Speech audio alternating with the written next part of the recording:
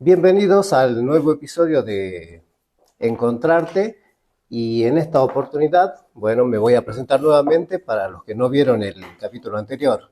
Mi nombre es Enzo Alejandro Masaglia y desde Salta Capital estamos haciendo esta transmisión con la finalidad de encontrar siempre la unidad entre el arte y nuestras emociones.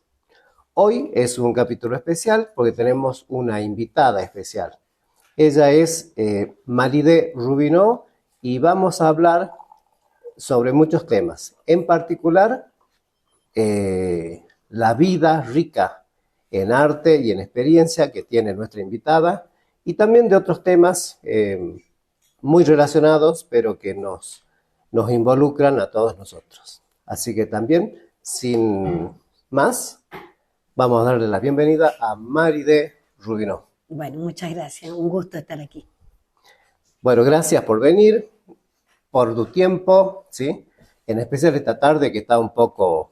En esta tarde romántica, Sí, con llovizna. en esta tarde gris, diría el tango. En esta ¿sí? tarde gris. Bueno, entonces, lo primero que vamos a hacer, Maribel, si te parece, vamos a hablar un poquito de vos. Bueno, ¿sí? un poquito está Y bien. de tu trayectoria, de tu historia personal que se va mezclando con tu historia geográfica, pues estuviste en muchas partes del mundo, con tu educación emocional y tu educación artística. ¿Qué te parece? Bueno, me parece bueno. Bárbaro. Bueno, dale. Lo primero que me gustaría que sepa nuestra audiencia, todos los que van a ver este podcast en algún momento, es que vos, a ver, yo tengo acá anotadito. Estamos hablando ya, bueno, hace un tiempo atrás, año 1968, te recibiste de maestra normal nacional. Hace Título tiempo y a lo importante. lejos. Sí, título importante en ese momento, ¿sí? ¿Qué podés decirnos de ese momento tuyo?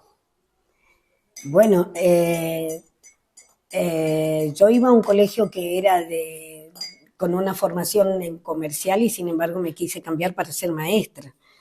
Me encantó recibirme de maestra, lo soy hoy todavía, y en realidad hoy quizás es un título devaluado, no toda la sociedad le da el valor que tiene que tener, pero ser maestro es palabra gruesa. Más en ese momento, que tengo entendido, era como que tenía mucho nivel, mucha Y jerarquía, sí, ¿sí? claro. Y el estudio, si bien nosotros nos recibíamos del secundario directamente de maestro, pero teníamos mucha pedagogía, mucha psicología ya dentro del secundario especializado en esa área. Mi mamá era docente, así que bueno, toda mi familia docente, o la mayoría, digamos, de mi familia, tanto mujeres como varones, que llegaron después a ser vicedirectores, lo que fuese. Eh, y me gustaba. Evidentemente, si yo me cambié y me recibí de maestra, es porque me pareció que era una gran tarea, si no, no lo hubiera hecho. Bueno, ya estás recibida de maestra, Así ¿sí? es. Eh, Y trabajando enseguida, a los 17 años estuve trabajando ya como maestra. como maestra. ¿Y en qué escuela, en qué lugar? Bueno, en la provincia de Buenos Aires. En ese tiempo vivías en Buenos Sí, Aires. en esa época vivía en Buenos Aires. Yo estudié en Buenos Aires todas mis carreras, terminé la universidad inclusive. Después me casé con un porteño, un ingeniero, y vinimos a vivir a Salta. Bien. Y después ejerciste acá en Salta como maestra o ya No, pasaste a... como maestra, no, ejercí como profesora de secundario un poquito de tiempo y después con mi otro título universitario ejercí como profesora universitaria en la Católica. Bien. Licenciada en Servicio Social en la Facultad de Derechos y Ciencias Sociales de la Universidad Nacional de Buenos Aires, Sí, de Buenos año Aires. 1972. Sí, Nos ubiquemos en ese época lugar, en ese difícil. momento. Época política muy difícil. Sin establecer ninguna clasificación entre bueno y malo, sí, una época muy difícil, muy difícil. Con más razón para nosotros los jóvenes, idealistas y bueno, en la época en que uno hace mucho lo social, o sea, muchos amigos, fue una época muy, muy difícil. ¿Qué edad tenías vos? Y yo entré con 17 años a la universidad. Y vos decís como que muy difícil, sí, por supuesto, muy difícil, ¿no? Y no se entendían muchas cosas, éramos muy jóvenes, éramos muy jóvenes. ¿Y la sensación? No había tampoco tanta información como hay hoy o acceso a la información. ¿Y cuál era la emoción en ese momento? ¿Era como mucho miedo, mucha incertidumbre? Y yo pienso que había un poco de todo porque la gente también te contagia, sobre todo los mayores que también se angustian porque, bueno, yo viajaba mucho para llegar, yo vivía cerca de Seiza y estaba mi universidad, estaba mi facultad en Retiro. Así que más de una vez me tenía que tomar 2 de ida y 3 de vuelta para no bajar directamente sobre la autopista y bajar sobre donde estaban los edificios y que yo tener más seguridad.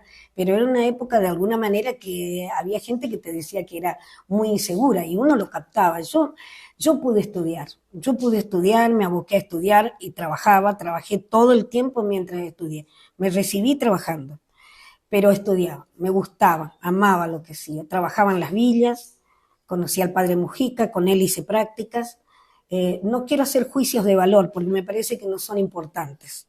Me parece que lo importante es la experiencia que uno adquiere y después uno saca conclusiones. Yo a mi edad ya saco muchas conclusiones, pero valoro todo, lo bueno, lo malo, lo difícil y lo fácil. Pero de alguna manera entonces, visto en positivo, ¿no? Te enriqueció porque bueno, te yo hizo veo todo en positivo, ¿qué querés que te diga? Porque yo creo que toda experiencia sirve. Y sí, me enriqueció, una barbaridad. Aprendí muchísimas cosas. ¿Tuviste algún incidente? No, yo sí, algún que otro incidente tuve.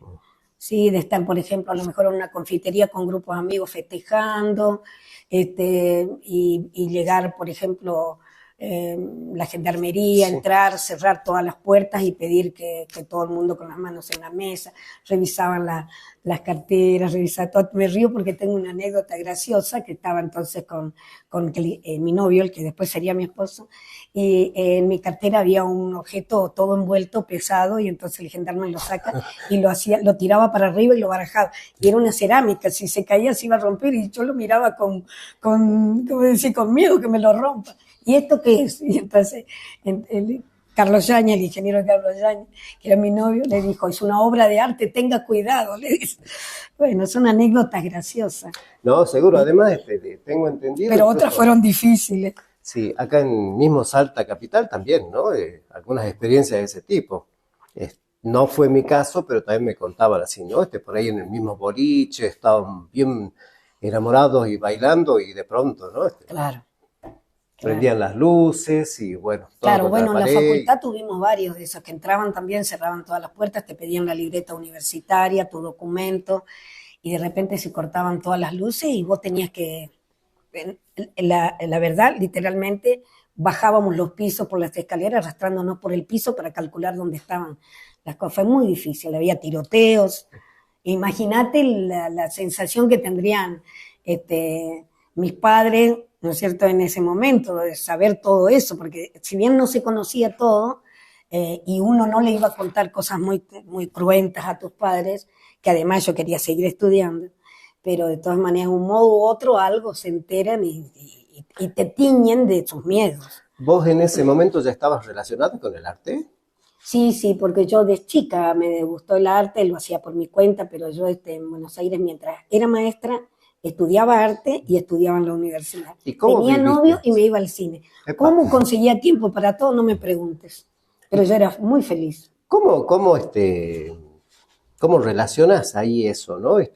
Porque fue una época difícil donde justamente el proceso militar lo que hizo fue atacar como directamente, ¿no?, el arte, la facultad de Y bueno, se psicología, desconfiaba filosofía. mucho de la gente que hacía arte o psicología, humanidades, o nosotros, el área de Era servicio peligrosa. social. Claro, éramos personas potencialmente a lo mejor muy distintas, o no sé, subversivas, o no sé, llamarle como quiera. Pero nunca me cuestioné, como no me gustan los rótulos, nunca me cuestioné ni me puse ningún rótulo, traté de ser siempre yo misma y bueno, tratar de sobrellevar los miedos, ¿no? También. Bueno, adelantamos 3 años, 1975. ¿Sí? Yo estaba en Buenos Aires todavía. Bueno, seguías en Buenos Aires y acá estoy leyendo, dice que te recibiste, técnica en conservación y restauración Sí, esa carrera. en el Instituto Nacional de Museología. Acá Sí, ya nos vamos en Buenos poniendo Aires. culturales. A ver, Sí. comentanos un poco eso. Bueno, qué sé yo, también, no sé cómo me sobraba el tiempo, pero yo quería usarlo siempre porque soy muy curiosa, todo me entusiasma. Y sí, hice esa carrera, muy interesante. Inclusive, como anécdota, en uno de los escritorios presidenciales, este, una parte estaba rota, que graciosamente es un león que vos pones la mano y corres el cajón, y estaba una parte rota, nos enseñaron a restaurar. Vos en ese instituto aprendés a restaurar de todo, desde joyas, bibliotecología o documentación, este tipo de trabajo como madera, cuadros, obras en tela, en papel. Sí, muy lindo, la carrera muy O linda. sea, lo recordás como un aprendizaje Sí, necesario, sí, sí, muy lindo. necesario. ¿Hiciste en algún momento restauraciones? Ahí, mientras Ahí, estuve estudiando. claro. Sí, nunca me dediqué a la restauración. Seguimos avanzando, 4 años más, ¿sí? 1979, estamos ahí, Ya estaba en Salta. maestra de artes visuales. Claro, lo que pasa es que vinimos a Salta con mi esposo y tuve que dejar todo allá. O sea, yo tuve que dejar mi trabajo, los estudios, todo lo que hacía. Vine acá y estaba aburrida, ¿no? Como siempre estoy haciendo muchas cosas, estaba aburrida. Vi en el diario un aviso que decía algo sobre arte y dije, voy a averiguar. Y era la carrera. Y yo en realidad la carrera en Buenos Aires no la había hecho. Había estudiado, sí, con profesores de la Cárcova, en la Sociedad de Estímulo de Bellas Artes, todo eso en Buenos Aires, en los ratos que tenía. Pero la carrera que yo hacía en Buenos Aires era la de la universidad. Cuando vine acá ya estaba recibida de todo, estaba aburrida. Bueno, y entonces me puse a ver eso y era la carrera del profesorado, que eran 5 años. A los 2 años me recibí de maestra primero y seguí los 3 años para profesor. Me recibí y el año siguiente tuve cargo. Así que yo empecé a trabajar aquí, feliz de la vida, trabajando. Después, bueno, ya trabajé en la Universidad Católica, en otro título también como profesora, y bueno, y así. Y mientras seguí estudiando hasta que me recibí de profesor. ¿Y cómo recordás esa etapa? Y yo te voy a decir que todo recuerdo lindo. Todo, porque si bien es cierto que en cada etapa hay dificultades y cosas difíciles, yo en general siempre voy a ver el medio vaso lleno, siempre. Y aconsejo que así sea, porque alivia mucho las otras cosas que son difíciles de sobrellevar y hace que te empujen para concretar tus metas. Así que sí, lo vi como una etapa hermosa, porque me estaba adaptando a una provincia con sus características, había cosas que no entendían, porque acá hay modismos, como los hay en todos lados, y no entendía esos modismos. Bueno, y vas aprendiendo, vas aprendiendo. La actitud frente a la vida, más allá de los obstáculos que uno puede tener Sí, en claro. la vida. Tiene que ser positivo en todo lo posible. Y mira que en mi vida también han ocurrido momentos muy difíciles. Y esto que estás diciendo es producto de, ¿sería eso el paso del tiempo, de la experiencia, o sería ya como que de chica sí pensabas lo mismo, ¿no? Que la actitud es importante. No sé si lo pensaba, pero sí sé que quizás he tenido ese don y lo he cultivado. No sé Bien. si vos, yo creo que cuando vos sos grande y entendés un poco, podés adquirir ese don de actitud positiva. Pero cuando sos chico es algo espontáneo. No sé si lo heredás en el ADN o si te mimetizás con alguien de tu familia. Es probable, es probable. Sí pareciera ser que es cierto que en la vida hay que tener como un mínimo de impulso, ¿no? Una actitud mínima, ¿no? Y por ahí, bueno, no está bueno eso de ver hay personas que no ponen ese mínimo de ganas, ¿no? Claro, claro. De curiosidad también, hay que fomentar la curiosidad. Yo hoy soy profesora de arte en talleres míos privados y fomento mucho la curiosidad y la experimentación, probar, ver qué pasa. Sí. Este, estar siempre intentando también algo nuevo. No siempre, porque siempre tenés que intentar, sino como un elemento más que te aliente, que te entusiasme, digamos, ¿no? Vamos al posgrado. Ya estamos hablando acá de arte medieval. Una tesis que hiciste sobre poder y culto. Esto, bueno, ya nos vamos poniendo internacionales. Bari, Claro, Italia. sí. Y bueno, y esta cosa de curiosidad, ¿no es cierto? de aprender primero el idioma, después de querer inscribirme en la universidad, como yo ya tenía título universitario, no fue complicado. Pude escribir y empecé a ver, es todo un mundo diferente y yo quería aprovecharlo todo. Y me inscribí en algunas materias, en la carrera de arte, pero en la universidad, en algunas materias como arte contemporáneo, pero también arte medieval, que es algo que me apasiona. Y bueno, y después una profesora que me pudo aceptar para hacer una tesis sobre arte medieval y busqué esto de culto y poder, digamos, ¿no? O sea, lo que yo estudié fueron la presencia de animalística fantástica en la Iglesia Católica. Ah, qué interesante. En la Iglesia Católica. Entonces, después me puse a viajar por varios lugares para visitar iglesias más icónicas, medievales, que tuvieran la presencia de estos animales y de hablar con personas del clero que fueran especializadas en el tema. Muy interesante. Estuve en el Vaticano con gente especializada en libros incunables de la Edad Media y la verdad que fantástico, ¿qué te puedo decir? Sí. Fantástico. Interesante, fantástico, sí, ¿no? A sí, ver, raro, distinto, estar cerca de la obra era una cosa. bueno, raro, distinto. ¿Vos me podés nombrar, o sea, un animal así raro, distinto? Bueno, pero por ejemplo, las gárgolas nada más de Notre Dame, las gárgolas que reciben el agua y la expulsan hacia afuera, esas gárgolas son animales fantásticos, solo que esas están en el techo. Pero después lo curioso es que en el propio altar y en el sillón donde el sacerdote en algunos momentos de la misa puede sentarse, en aquel momento se han producido muchos cambios en el desarrollo de la misa, pero bueno, en esos sillones y los del costado donde los ayudantes para la misa se sentaban, ahí había presencia animalística fantástica. Y en las columnas habían monos colgados de los pies, hombres muertos, ¿cómo se dice? Mutilados. Y la conclusión, a modo general, digamos, ¿no? A modo general, es que, bueno, no había una educación formal para el pueblo. Los únicos que se podían educar eran los hombres y de élite. Entonces, una manera de educar al pueblo, léase entre comillas, formar el temor para que entren dentro de una calle estrecha, donde me van a colgar con esto, dentro de una calle estrecha que te dice qué está bien y qué está mal. Bien. Bueno, una forma de educar era esa, y se educaba por el temor. Sí. Muy interesante las charlas, que ahora yo, por supuesto, no puedo ya traducir, son tantos años que han pasado, pero la sensación que queda es maravillosa haber conversado con gente que sabe tanto sobre ese tema. Bueno, re valioso. Y la tesis la hice toda en italiano para probar que había estudiado italiano. La tengo, bueno. Muy linda. ¿La tenés a la tesis? Sí, la tengo. Estaría bueno, entonces. La tengo. Algún día fantaseé con la idea de entregar una copia a, ¿cómo es la Dante Alighieri?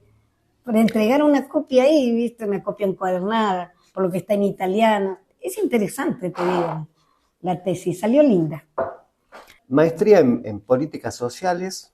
¿Sí? Sí. Universidad Nacional de Salta, año 1994. Sí, bueno, yo esa maestría al principio no la pude terminar porque yo en el interín, es decir, yo un tiempo antes de iniciar la maestría me enfermé de cáncer y había ganado un cargo en el IEM, en el secundario de la Universidad Nacional de Salta, pero bueno, me había enfermado y entonces ya tenía hijos, mi hijo era muy chiquito, mi hijo más chico tenía 2 años y medio y bueno, pero también con esto de que sí, que digamos que tenía con intermitencia licencias, porque con la cuestión del tratamiento a veces cae muy mal y bueno, pero me aburrí. Entonces, un modo de no aburrirme fue iniciar la maestría. Entonces estaba preocupada por estudiar, por leer, entre otras cosas. Y bueno, y así fue que avancé. Tuve que dejar un tiempo antes de recibirme y después tuve que retomar. Porque, bueno, me tiró muy abajo la quimio, qué sé yo, pero bueno, sobrepasé todo y acá estoy. Y aproveché el tiempo. ¿Qué valor le das a tu parte emocional, ¿no? A tu bueno, fuerza. 50% por lo menos. Sí, mucho valor. Mucho. Mucho. Pensar no solo en positivo, porque pensar en positivo, ¿qué significa en definitiva? Y pensar en mañana. no en ayer ni solo en el hoy, mañana. Bien. ¿Qué me interesa el llegar mañana? Y me interesa criar mis hijos, me interesa esto, me interesa lo otro. Está bueno eso, ¿no? Y sí, está buenísimo. Como si hubiera algún lugar a donde llegar, ¿no? Sí. Y es que yo creo que hay tantos lugares donde llegar. Sí. Sí, están en tu cabeza, en la cabeza de cada uno. Ujú. Por eso duele cuando vos ves que la cabeza de muchos jóvenes están quemadas, Sí, porque ellos no quieren llegar a ningún lado sí. y no llegan. ¿Y qué podemos hacer? Yo creo que básicamente cada uno desde su lugar hacerlo bien, lo que le toque, hacerlo bien, dejar de ser chantas, y hacer las cosas más o menómetro, total yo tengo el cargo, tengo el sueldo, no. Sí. Yo creo que hay que jugarse por lo que la vida te da, por el lugar que te da la vida, que por supuesto que no es casual, porque vos también lo construís, ¿no? A ese lugar. Pero por ese lugar que vos construís, que te ayuda todo lo que construyeron tus padres en vos, y que si construyeron mal, vos tenés la oportunidad de dar vuelta. Bueno, por ese lugar que te da la vida, hay que jugarse. No hay que ser más o menómetro. Y desgraciadamente hay mucho más o menómetro. El otro día sentí una frase, ¿no? A ver, ¿qué opinas? ¿Es un buen negocio ser una buena persona? Puede ser. ¿Es un buen negocio ser una buena persona? Puede ser. A pesar de los chantas y... Mira, no sé cómo se vería la palabra negocio, pero si la queremos ver literalmente, no quiero que me tomen de presumida, pero creo que soy buena profesora, porque dedico a cada uno lo que creo que cada uno necesita. Y es buen negocio porque tengo muchos alumnos. En ese sentido. Y si tomamos que en este sentido, un buen negocio sería como ser productivo en uno mismo y disfrutar la vida, ¿no? Y sí, eso, claro como que que sí. es un buen negocio, que yo estoy bien ahora y en la mayor cantidad de tiempo, justamente por... Sí, estoy de acuerdo totalmente. Sí. Yo creo que sí, que ser bueno, entre comillas, cada uno dirá qué contiene ese bueno, Sí. Pero te construye, te enriquece. Claro. Y eso te permite tener una cabeza más amplia, Claro. ver el mundo más entero. Porque ahí estaríamos, ¿no? O sea, uno está bien y se lleva bien con uno mismo, pero a la vez uno está bien y se lleva con uno mismo en relación con el otro. Sí. Y ahí entraría la bondad o falta de bondad de algunas personas, ¿no? Sí, y que el otro, bueno, también te entrega muchas cosas, pues si vos entregás, te entregan. ¿Viste esa frase que no sé muy bien cómo se dice, pero que dicen, bueno, el universo te devuelve después? Bueno, a mí no sé quién me devuelve, pero me devuelve muchas cosas muy buenas. Por eso siempre digo que pese a grandes dificultades, muchas de las cuales porque son muy de índole privada, no quiero hablarlas, pero muchas dificultades que para las mujeres, para las madres es muy difícil. Sin embargo, pese a todas las dificultades, yo tengo que decir que yo soy feliz. Claro. Soy feliz y siento que hay mucho por hacer para adelante, mucho. Qué bueno. Pareciera ser, ¿no? Que la felicidad es como el hacer y haber hecho lo que uno siempre quiso y ser fiel y coherente con uno mismo, ¿no? Sí, seguir una ética. Sí. Seguir una ética. Y en tu caso siempre fuiste así de... Y sí, uno se va construyendo, uno va cambiando con los años, se va construyendo, porque lo bueno y lo malo te golpea, te marca, te deja marcas. Pero ya cuando uno es grande también uno puede decidir cuál es el camino que elige. A lo mejor elegí un camino que tiene muchas dificultades y que también tiene cuestiones de dolor. Pero bueno, está en cada uno qué es lo que uno elige, cuál es la meta a la que uno quiere llegar, ¿no? Participaste de otras jornadas, lucha contra la trata de personas, una política pública en la provincia de Salta, Ministerio de Gobierno y Seguridad y Derechos Humanos, ¿sí? Bueno, esto es muy importante, pues nos vamos metiendo, o Maride, mejor dicho, se va metiendo desde la vida cotidiana y de todas sus vicisitudes en el arte y del arte... en lo social. En lo social. Es que para mí las carreras básicas, como lo demás son todos aditamentos, digamos, ¿no? Pero la parte social, ¿no es cierto?, la licenciatura en Servicio Social en Buenos Aires y la carrera de arte. El arte y lo social para mí van unidos, para mí van unidos y debieran ir más unidos todavía, para lo cual el país, y hablemos de Salta, debiera Salta tener más programas de fomento de la cultura, porque entonces muchas cosas de lo social se irían acomodando. Bueno, entonces vos lo pusiste en ese punto. Entonces, pregunta puntual. ¿Qué le dirías si pudieras, si estuvieras frente a frente con, por ejemplo, la ministra de Educación de la provincia de Salta? ¿O qué le dirías al secretario de Cultura de la provincia de Salta? Nos metemos en un brete, ¿eh? Vos estás queriendo que... Entremos en el brete. Mira, le diría al ministro de Cultura, digamos, de Educación de mayor envergadura, y al del área social, la de social. Yo he trabajado en la provincia, fui pasando, digamos, en un mismo trabajo durante 12 años, durante el gobierno de Urtubey, no siendo política yo. ¿Qué decir? Y he visto pasar muchos ministros y ministras mujeres. A todos, a mí también, me faltan muchas cosas porque nadie es perfecto, ¿no es cierto? Pero me parece que es importante que aquella persona que tiene un cargo, es funcionario público y tiene la gran responsabilidad de conducir lo que sea, un municipio, una provincia, tiene que ser idóneo en el área. No se puede poner a alguien que X cosa para otra X cosa, porque no comprende el métier, no lo comprende. Sí. Y entonces se pierde mucho tiempo, hay que dejar de perder tiempo. Eso primero, tienen que ser capacitados. Si tiene título y experiencia, mejor. Por lo tanto, estoy hablando de gente más grande. No que me pongan a alguien de 30 y pico que todavía está aprendiendo de la vida. Habrá excepciones, pero bueno, eso por un lado. Por otro lado, bueno, que se requiere tener políticas de Estado. La política de Estado es algo que continúa. ¿Salta no tiene políticas de Estado? Y, mira, yo tanto no sé de la política, por más que haya sido funcionaria, pero no fui política. Menos política partidaria. Sí me interesa la política, pero la política en general, la amplia, la que abarca a toda la población.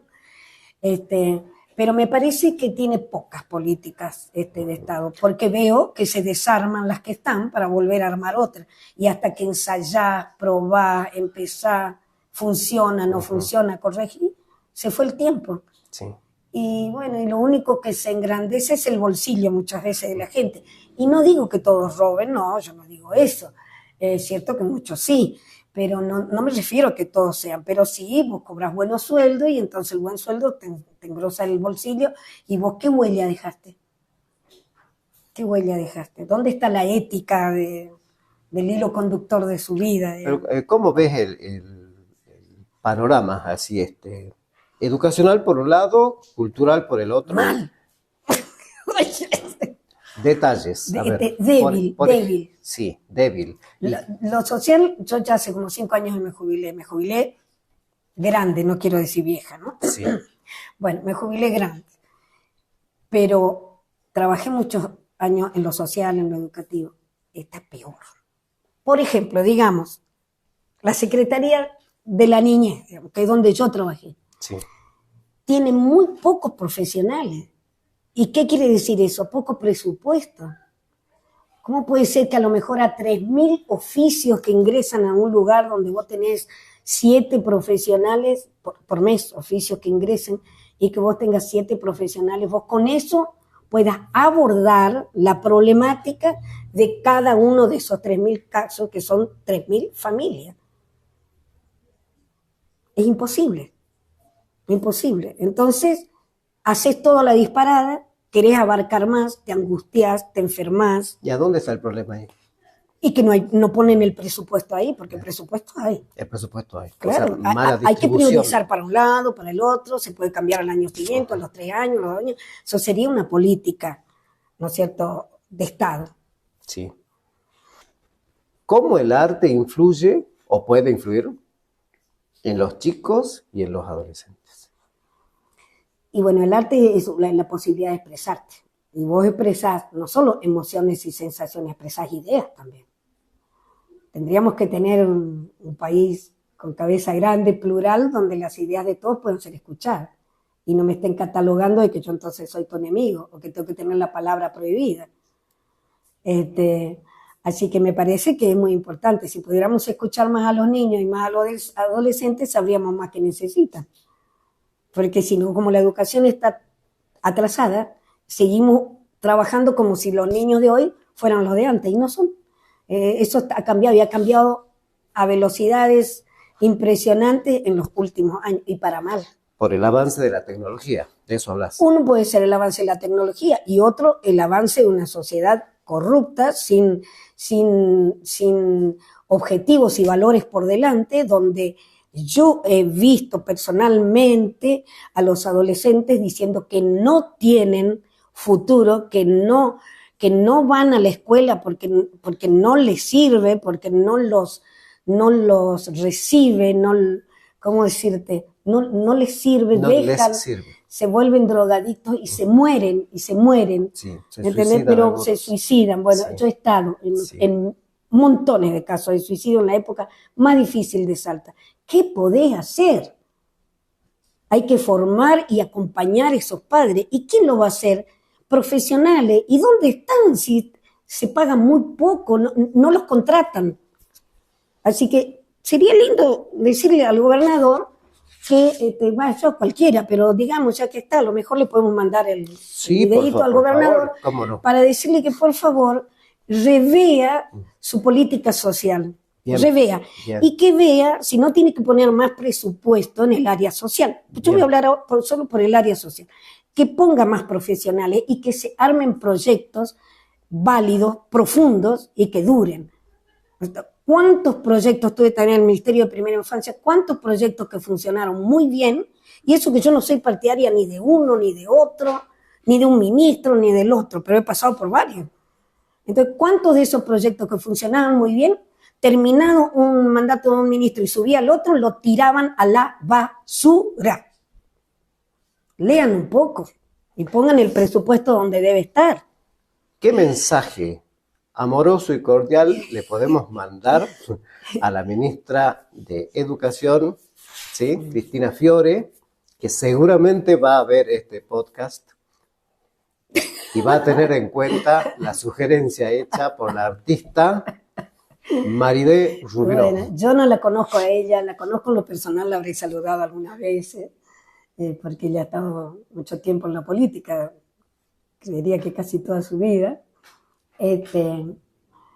Y le diría que vaya a fondo y que se revean algunas cosas.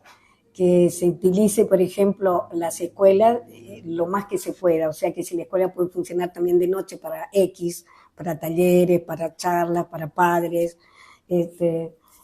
Cuando estuve trabajando en la provincia, mi programa, Fortalecimiento Familiar y Comunitario, el área de comunidad que creé yo en mi gestión, creó los talleres de crianza, que nos eran una gran novedad, y otros que también la desarrollan, también UNICEF, etcétera, etcétera, pero nosotros los creamos creo que en el año 10, yo ingresé en el 8, y trabajamos con palitos, bueno, y digo yo trabajamos todavía, porque todavía yo trabajo ad honorem, en los talleres que el mismo programa sigue dando a los padres, apoyando a los padres. Tiene que haber más, tiene que haber en todos lados. Tiene que haber en todos lados el acompañamiento a los padres. No tienen herramientas suficientes. ¿Y por qué no se implementan las escuelas?